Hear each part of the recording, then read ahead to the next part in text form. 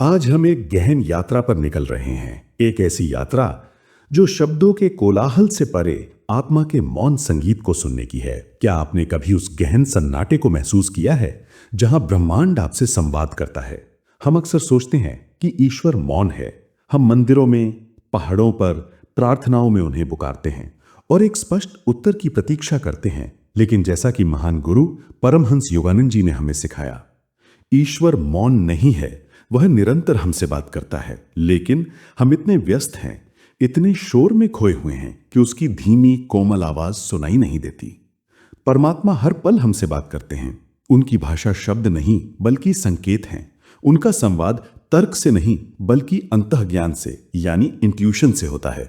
आज हम उन 4 दिव्य संकेतों पर गहन चिंतन करेंगे जो ये दर्शाते हैं कि ब्रह्मांड, वह परम चेतना आपसे, विशेष तौर पर आपसे बात करना चाहती है। यदि ये संकेत आपके जीवन में प्रकट हो रहे हैं तो समझ जाइए कि आप एक बहुत ही महत्वपूर्ण आध्यात्मिक मोड़ पर खड़े हैं। यह एक पुकार है, घर लौटने की पुकार। पहला संकेत जो परमात्मा आपको भेजते हैं वह है बाहरी दुनिया से एक सहज वैराग्य और एकांत के लिए एक गहरी तड़प। अचानक आपको महसूस होता है कि आपका मन सामाजिक समारोहों में नहीं लगता। पार्टियां और भीड़ भारी महफिलें आपको खाली और अर्थहीन लगने लगती हैं। व्यर्थ की गप्पप जो कभी मनोरंजन का साधन थी, अब आपकी ऊर्जा को नष्ट करती हुई प्रतीत होती है। ये कोई अवसाद नहीं है, ये कोई सामाजिक चिंता नहीं है। इसे गलत मत समझिए, यह एक दिव्य पुकार है। यह परमात्मा का आपको भीड़ के शोर से दूर अपने निज मंदिर के सन्नाटे में बुलाने का तरीका है। जब दुनिया की आवाजें धीमी पड़ने लगती हैं, तभी आप अपने भीतर की आवाज को सुन सकते हैं। परमहंस योगानंद जी कहते थे कि जब शिष्य तैयार होता है, गुरु प्रकट हो जाते हैं। ये तैयारी क्या है? ये तैयारी है एकांत में जाने का साहस, ये अपने भीतर झांकने की इच्छा।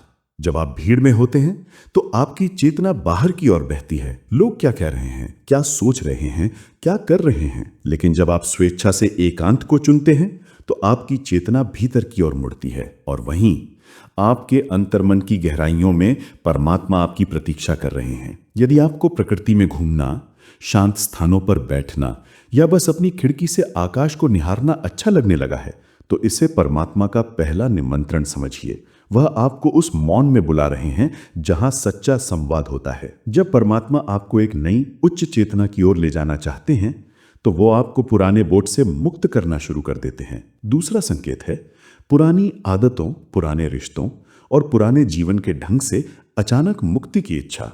ये आदतें जो वर्षों से आपका हिस्सा थीं, अब आपको अजीब और व्यर्थ लगने लगती हैं। वे मित्र या रिश्ते जिनके साथ आप घंटों बिताते थे, अब उनकी बातें खोखली या आपकी ऊर्जा से मेल नहीं खाती हुई प्रतीत होती हैं। ये एक बहुत ही भ्रमित करने वाला समय हो सकता है क्योंकि हम अपनी आदतों और रिश्तों से भावनात्मक रूप से जुड़े होते हैं, लेकिन यह एक दिव्य योजना का हिस्सा है।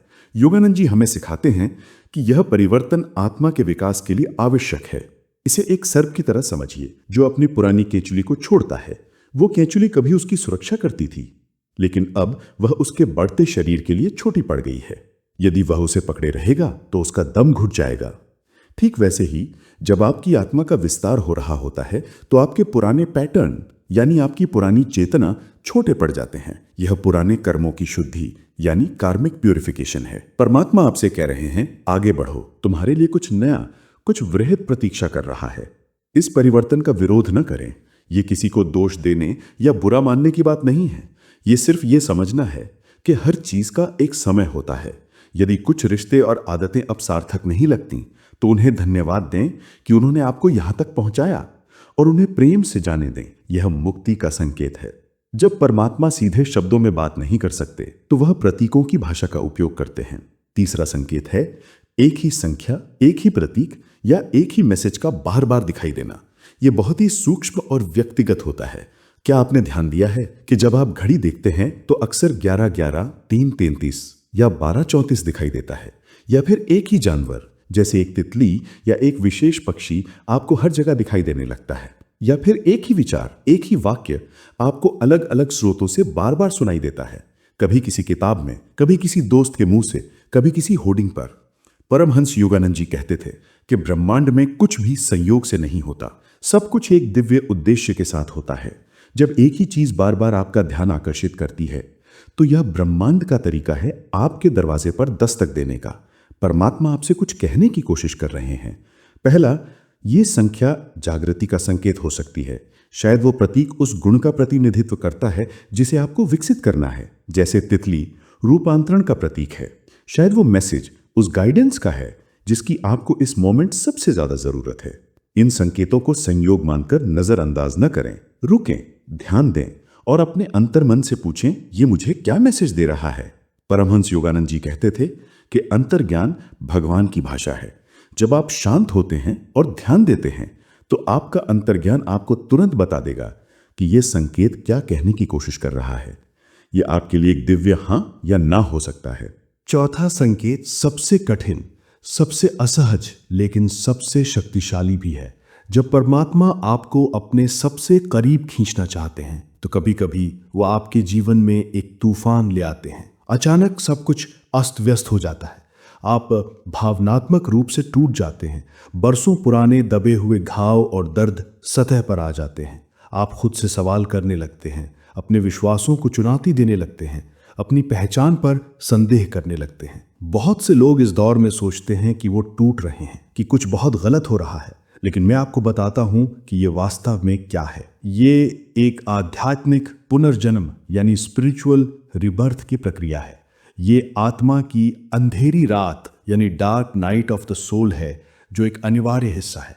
परमहंस योगानंद जी इसे एक कमल के उदाहरण से समझाते थे।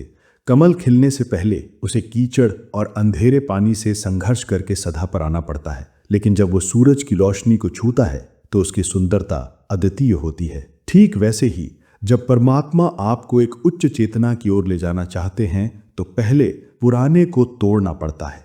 आपके सारे झूठे विश्वास, आपकी सारी गलत धारणाएं, आपका सारा दबा हुआ दर्द, इन सब को सतह पर लाया जाता है ताकि इन्हें देखा जा सके, समझा जा सके और हमेशा के लिए मुक्त किया जा सके।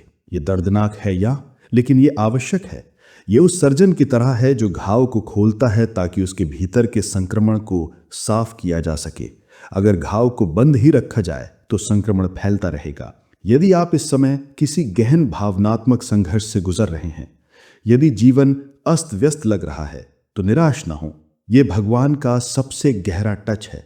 ये मृत्यु है, लेकिन पुराने अहंकार की, पुरानी पहचान की।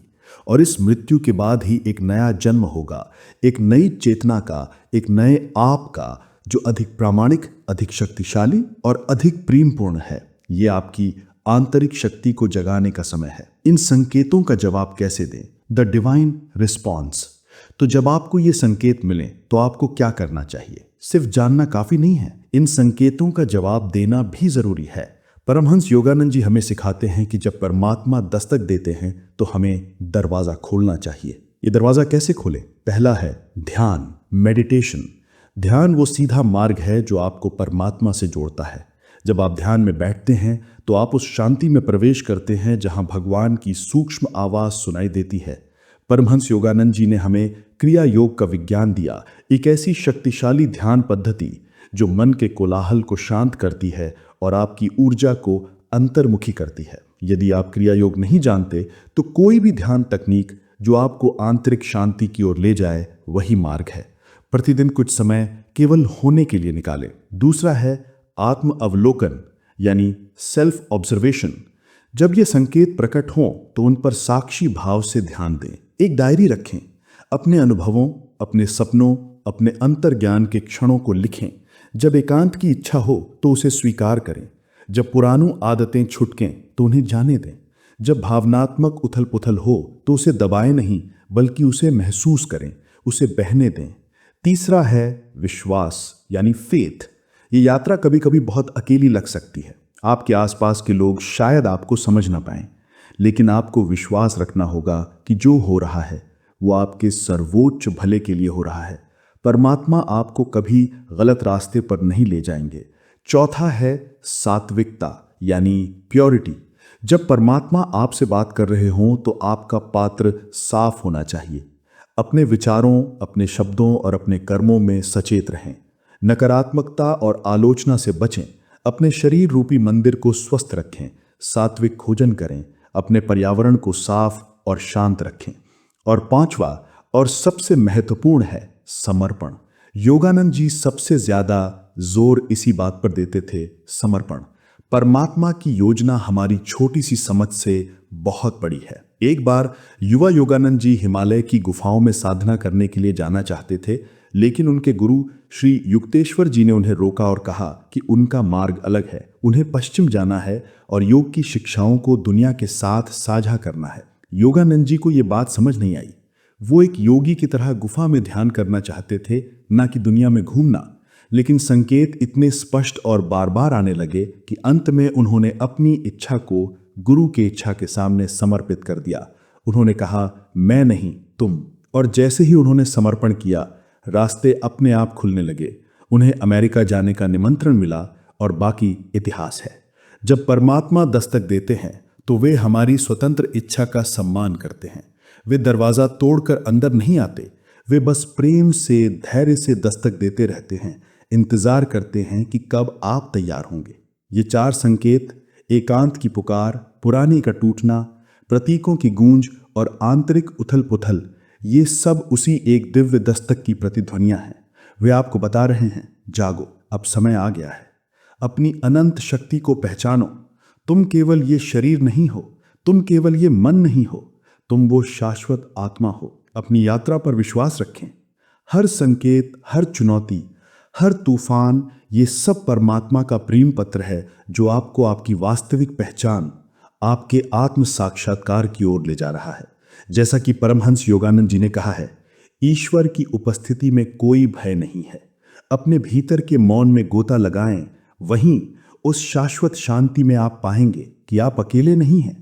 आप हमेशा से प्रेम का, आनंद का और शांति का हिस्सा रहे हैं। उस मौन को सुने, वो आपसे बात कर रहा है। आप सुन रहे थे सूल शक्ति। ईश्वर आपका कल्याण करें। प्रणाम।